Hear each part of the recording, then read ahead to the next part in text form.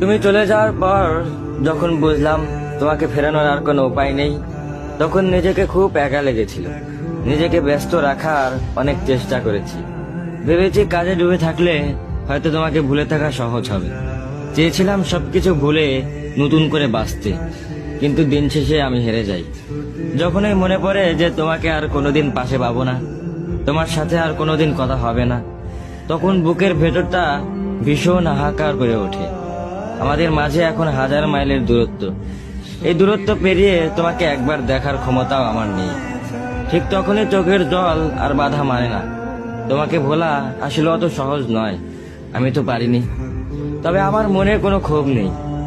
আমি শুধু চাই তুমি অনেক ভালো থাকো, এতটাই ভালো থাকো যেন সুখে থাকতে থাকতে আমার কথা তোমার একদম মনে না পড়ে।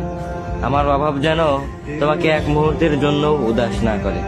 তোমার এই নতুন জীবনে তুমি এতটাই হাসি খুশি থাকো যে আমার স্মৃতি যেন তোমার মনে আসার সুযোগটাই না পায়। আমি না হয় তোমার দেওয়া স্মৃতিগুলো নিয়েই সারা জীবন কাটিয়ে দেব, কিন্তু তুমি থেকো তোমার মতো অনেক বেশি সুখে।